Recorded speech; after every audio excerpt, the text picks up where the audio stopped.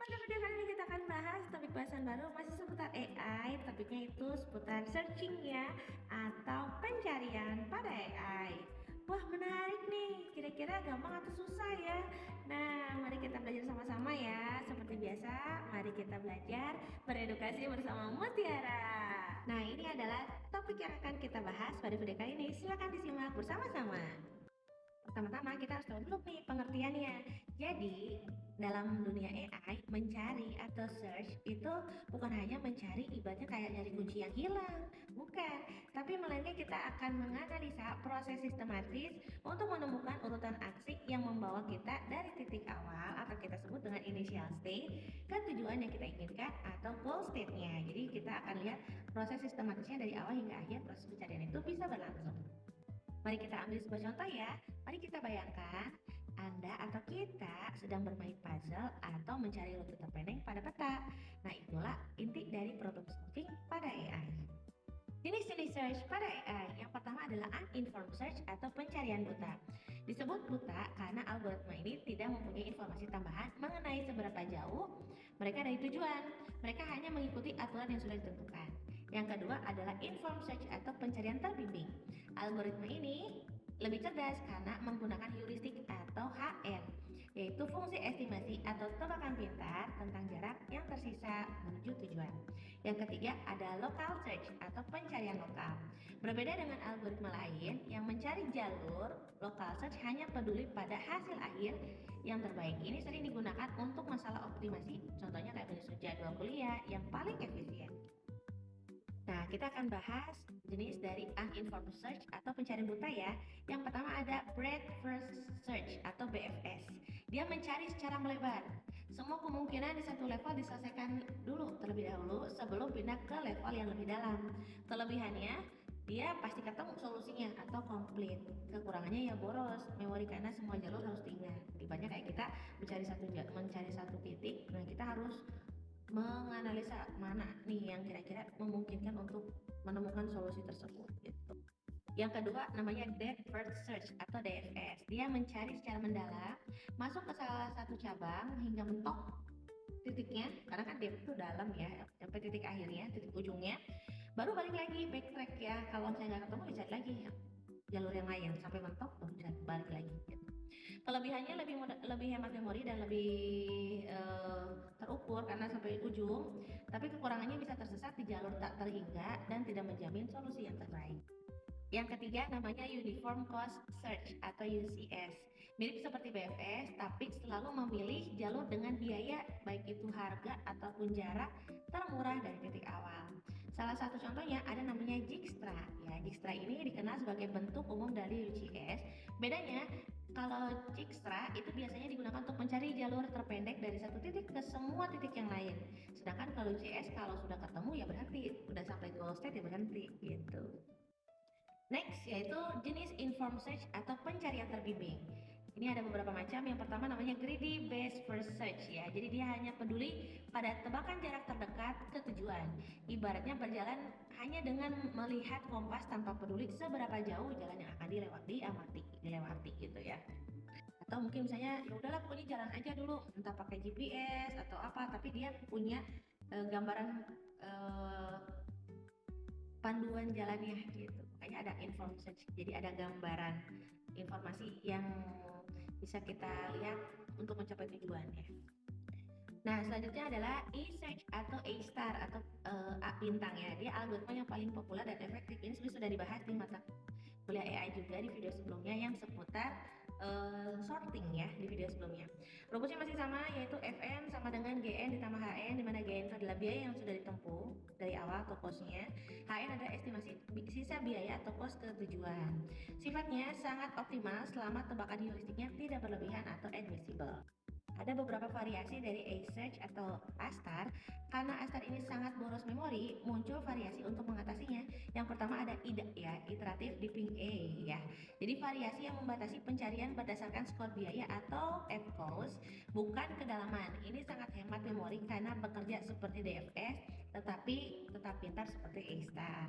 Untuk yang kedua adalah Weighted A-Star yang dibebani sebuah bobot gitu ya, atau dikasih beban gitu ya, agar lebih berani, dan memang dia memberi pemberian angkanya dia lebih greedy dan lebih tebakannya lebih berani gitu ya, dan dia memang algoritma ini sengaja melebihkan nilai heuristik agar bisa menemukan solusi lebih cepat ya, meskipun hasilnya mungkin belum 100% bisa menjadi jalur yang terpendek. Kita lanjutkan ke jenis local search atau pencarian lokal. Di sini namanya adalah hill climbing. Jadi kalau untuk pencarian lokal itu identiknya dengan pemandangan ya, kayak kita mendaki gunung gitu ya, atau mendaki bukit ya. Nah, prinsipnya itu seperti mendaki gunung di tengah kabut gitu ya. Anda hanya melangkah ke arah yang lebih tinggi dari posisi sekarang, namun hati-hati terjebak di puncak kecil atau lokal optimum. Padahal ada puncak yang lebih tinggi di tempat yang lain. Jenis-jenis local search ya, istilahnya yang pertama adalah state space landscape, di mana bayangkan semua kemungkinan jawaban diletakkan dalam peta berupa bukit dan lembah. Puncak tertinggi adalah jawaban terbaik ya. Nah, yang kedua adalah plate ya. Kondisi di mana area pencarian sangat datar, artinya semua pilihan langkah di sekitar yang kita memiliki nilai yang sama, sehingga algoritma bingung harus melangkah kemana dulu nih untuk jawaban yang lebih baik. Yang ketiga adalah ridge atau punggungan. Ini adalah sekumpulan puncak lokal yang berdekatan. Algoritma sering terjebak bolak-balik di area ini tanpa pernah sampai ke puncak tinggi yang sebenarnya. Nah, yang selanjutnya adalah global maximum or minimum. Ini merupakan solusi paling sempurna dari seluruh kemungkinan yang ada. Ya, jadi karena kita tahu nih skor minimum dan maksimumnya. Ada juga lokal maksimum dan minimum. Ini merupakan solusi yang terlihat terbaik dibanding tetangga di sekitarnya atau data yang ada di sekitarnya. Padahal masih ada solusi yang jauh lebih baik di bagian yang lain. Yang terakhir adalah simulated annealing, yaitu teknik untuk menghindari terjebak di puncak lokal dengan cara memperbolehkan komputer mengambil langkah yang buruk atau turun bukit lagi, balik lagi ke proses awal, ke initial state lagi. Nah, setelah pencarian itu sudah menjelajah, baru dia akan fokus mendaki ke puncak yang lebih tinggi. Jadi dia boleh turun dulu, lanjut lagi ke proses yang lebih. Ada beberapa kriteria evaluasi dan karakteristik. Yang pertama, admissible heuristic, di mana ini adalah syarat agar algoritma A-star bisa optimal. Heuristik dikatakan admissible jika ia tidak pernah melebih-lebihkan nilainya, jadi dari bilangan aslinya menuju tujuan. Jadi harus selalu optimis dan jujur atau jujur ya. Lalu ada konsisten heuristik. Di sini adalah syarat ketat dari admissibility untuk pencarian pada graf. Artinya perkiraan biaya dari satu titik ke titik berikutnya harus logis dan tidak menurun secara drastis atau memenuhi hukum pertidaksamaan segitiga. Yang ketiga adalah dominansi atau dominance. Jika ada dua fungsi heuristik yang sama-sama jujur, tapi nilainya itu kita cari yang paling masuk akal. Nah, maka jawaban yang paling masuk akal itu disebut dengan dominance. Lanjut adalah completeness, di mana di sini adalah jaminan bahwa algoritma pasti akan menemukan solusi jika solusi tersebut memang benar-benar ada. Algoritma yang tidak komplit bisa saja berputar-putar selamanya atau looping dan tidak pernah sampai ke tujuan.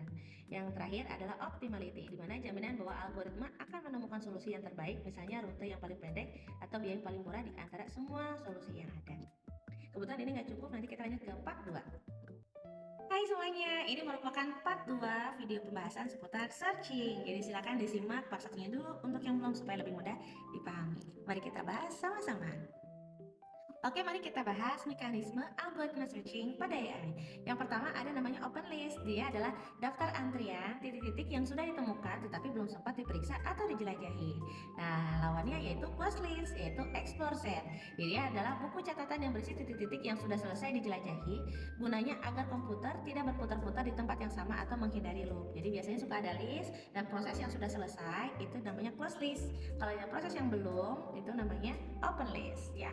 Lanjut, di sini ada branching factor. Di sini ada jumlah cabang atau pilihan langkah yang tersedia dari setiap satu titik. Yang terakhir ada depth ya, atau kedalaman atau jumlah langkah yang dibutuhkan untuk sampai ke titik tujuan. Nah, ada tiga lagi ya mekanismenya. Yang pertama adalah queue atau antrian. Dia pola kerjanya seperti Vivo. Jadi yang datang duluan yang ditangani gitu ya. Pencarian tersebut ada pencarian A, B, C, D, maka yang dicari itu adalah yang A dulu, B, lalu C. Ya, dia prinsip masuk pertama, keluar pertama gitu ya, digunakan pada BFS. Bayangkan kalau antrian di kasir atau yang datang duluan yang dilayani, betul ya. Next yaitu priority queue. Jadi antrian yang memiliki skala prioritas ya, digunakan oleh A star dan UCS untuk memastikan node pada biaya terkecil selalu diproses lebih dahulu. Jadi kalau yang biayanya lebih kecil maka dia akan lebih didahulukan gitu. Selanjutnya ada stack atau tumpukan. Dia polanya adalah LIFO, last in first out ya. Prinsip masuk terakhir keluar yang pertama, digunakan untuk BFS. Bayangkan seperti tumpukan piring. Piring yang ditaruh terakhir adalah piring yang diambil duluan. Jadi secara garis besar kesimpulannya pilih yang mana dong metode searchingnya. Nah, kita bisa identifikasi berdasarkan kebutuhan yang ada. Yang pertama, butuh solusi terbaik atau paling murah, kita ada algoritma rekomendasinya yaitu A-star atau UCS. Lalu yang kedua, jika memori komputernya terbatas, bisa menggunakan DFS atau IDA ya atau IDA star ya. Lalu jika mencari solusi yang tercepat meski tidak terbaik, bisa menggunakan greedy based first search karena dia merupakan informed search ya. Dan yang terakhir, jika masalah optimasinya yang diprioritaskan atau misalnya butuh jadwal atau layout atau misalnya butuh datanya yang memang paling optimal, bisa menggunakan local search yang hill climbing. Kunci utama dalam AI bukan hanya menjalankan algoritma, tetapi bagaimana Anda merancang fungsi heuristik yang cerdas agar komputer tidak perlu mengeksplorasi terlalu banyak kemungkinan yang sia-sia. Oke, itu aja pembahasan mengenai searching pada AI yang sudah kita bahas sama-sama. Mari kita belajar lagi topik yang baru di video selanjutnya. Terus belajar ya, karena dengan belajar kita makin bisa dan makin banyak wawasannya. Itu saja paling, sampai jumpa di video-video selanjutnya. Bye-bye, salam edukasi. Bye!